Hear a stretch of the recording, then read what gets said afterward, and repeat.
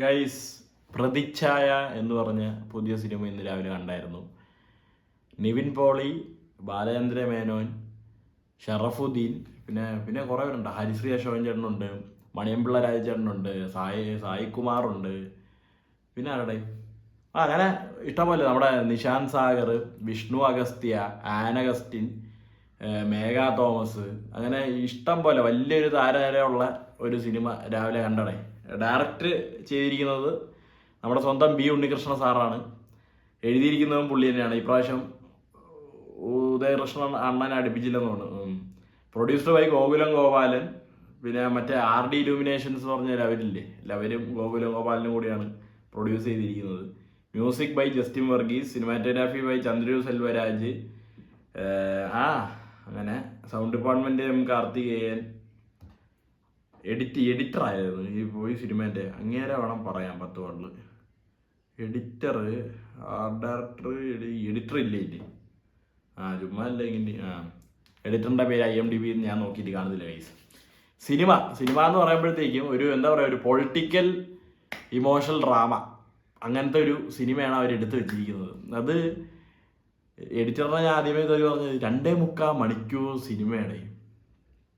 എനിക്ക് ഒരു രീതിയിലും ഈ സിനിമ ഗ്രിപ്പിംഗ് ആയി തോന്നിയില്ല ഒരു പോർഷനിൽ പോലും. ഞാൻ ബാലചന്ദ്രൻ മേനോനായാലും നിവിൻ പോളി ആയാലും നിവിൻ പോളിയൊക്കെ സത്യം പറഞ്ഞു കഴിഞ്ഞാൽ എന്തോ പെട്ടെന്ന് പൈസയ്ക്ക് അത്യാവശ്യം വന്ന് അഭിനയിച്ചിട്ട് അങ്ങ് പോയ ഒരു സ്കീമാണ്. നമ്മൾ ആ ഒരു സർവമായയിലൊക്കെ കണ്ട ഒരു, അതിലും എന്താ പറയുക, മൊത്തത്തിൽ ബാക്ക് ഓൺ ട്രാക്ക് എന്ന് പറയാനില്ലെങ്കിൽ പോലും അതിൽ പുള്ളി കുറേയൊക്കെ പുള്ളിക്ക് വേണ്ടി ചെയ്യണം എന്നുള്ളൊരു ഇതുകൊണ്ട് ചെയ്യണ്ട്. ഇതിലൊക്കെ വന്നിട്ട് ഭയങ്കര സ്റ്റോൺ ഫേസും മറ്റേ ഫാർമ സീരീസിലെ കണ്ടപ്പോൾ അതേപോലെ തന്നെ ഇതിലും എന്തിനോ വേണ്ടി ആർക്കോ വേണ്ടി ചെയ്യണ പോലെ അങ്ങ് ചെയ്തിട്ട് അങ്ങ് പോയിരിക്കുക.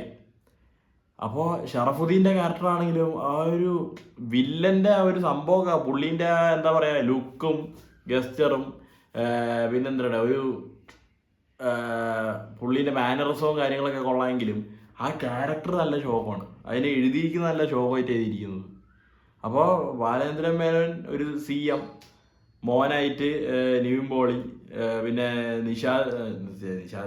നിശാന്ത് സാഗർ, അങ്ങനെ അവർ ഒരു ഫാമിലി, പിന്നെ സായികുമാർ വേറൊരു പക്ഷം, പിന്നെ ഇങ്ങനത്തെ ഞാനിപ്പോൾ എന്ത് പറയാം, ഈ സിനിമ കണ്ടിട്ട് കുറേ പേര് ലൂസിഫറൊക്കെ ആയിട്ട് കമ്പയർ ചെയ്യുന്നുണ്ടായി. ലൂസിഫർ പോലത്തെ നല്ല സിനിമ എന്ന് പറയുന്നവന്മാർ, രാമലീല എന്ന് പറഞ്ഞ് നടക്കുന്ന കുറേമാര് ഇങ്ങനെയൊക്കെ പറഞ്ഞ് നടപ്പുണ്ട്. പക്ഷെ ഒന്നുമില്ല സിനിമയിൽ സത്യം പറഞ്ഞു കഴിഞ്ഞാൽ കാര്യമായിട്ട് ഒന്നുമില്ല.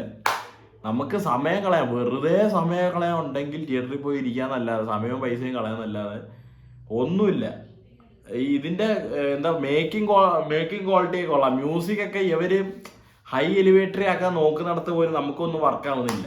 അവരൊരു എന്ന് വെച്ചാൽ തുടക്കം ഈ പടത്തിൻ്റെ ഫസ്റ്റ് ഇംപ്രഷനേ പോയി കിടക്കുക.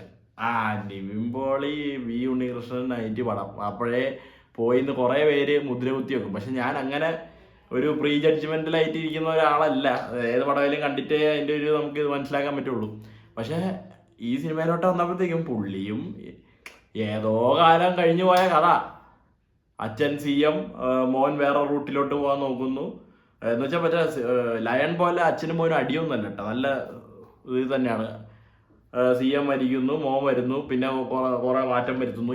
ഇങ്ങനത്തെ സെയിം ടെംപ്ലേറ്റഡ് സാധനം ആർക്കും ഇട്ട് പരസ്പരം താങ്ങാനൊന്നും അവർ നോക്കിയിട്ടൊന്നുമില്ല. പക്കയായിട്ട് കഥ പറഞ്ഞു പോയിട്ടുണ്ട്. നല്ല സിനിമാറ്റോഗ്രാഫിയൊക്കെ ആയിരുന്നു, നല്ല രസമായിരുന്നു, നല്ല ക്വാളിറ്റിയിൽ തന്നെ എടുത്തു വെച്ചിട്ടുണ്ട്. പക്ഷേ സിനിമ ഒന്നുമില്ലടേ. 2.25 മണിക്കൂർ വെറുതെ തിയേറ്ററിൽ പോയിരുന്ന് കളയാന്നല്ലാതെ വേറെ ഒരു കാര്യമില്ല ഈ സിനിമ കൊണ്ട്. എനിക്ക് ഒരു രീതിയിലും വർക്കായില്ല എന്ന് വേണം പറയാൻ. അതിപ്പോൾ ആക്ടിങ്ങിൻ്റെ കേസായാലും ഞാൻ പറയാൻ കാണുന്നില്ലേ, ബാലചന്ദ്രൻ മേനോൻ സാറൊക്കെ നല്ലവണ്ണം ചെയ്തിട്ടുണ്ട്. പുള്ളിക്കൊക്കെ കൊടുത്തിരിക്കുന്ന റോൾ കൊടുക്കണമില്ലേടെ ചെയ്യാൻ പറ്റുള്ളൂ.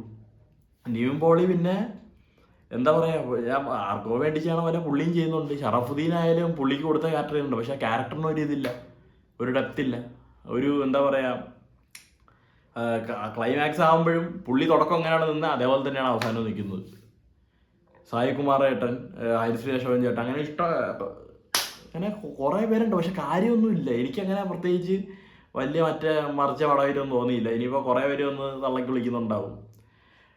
BR അവന്മാർ വന്ന് വിളിക്കട്ടെ, വലിയ കാര്യമൊന്നുമില്ലടാ. എനിക്ക് തോന്നിയല്ലേ പറയാൻ പറ്റുള്ളൂ. അല്ലാതെ കാശ് വാങ്ങിച്ച് ഇത് PR ഉണ്ടാക്കാൻ നടക്കുന്നവന്മാരുടെ അടുത്ത് പറഞ്ഞിട്ടൊന്നും കാര്യമില്ല. അവന്മാർ വരും, അവന്മാർ എന്ത് പറയണമെന്ന് നോക്കി ആദ്യത്തെ 2 വാക്ക് കേട്ടിട്ട് തെറി പറഞ്ഞിട്ടിട്ട് അവനങ്ങ് പോകും. അത്രേ ഉള്ളൂ. ദാറ്റ്സ് ഓൾ വിത്ത് പ്രതിച്ഛായ. എനിക്ക് ഒട്ടും മറക്കായില്ല. നിങ്ങളെല്ലാവരും കണ്ടു നോക്കുക എന്നേ എനിക്ക് പറയാനുള്ളൂ. പോരാ.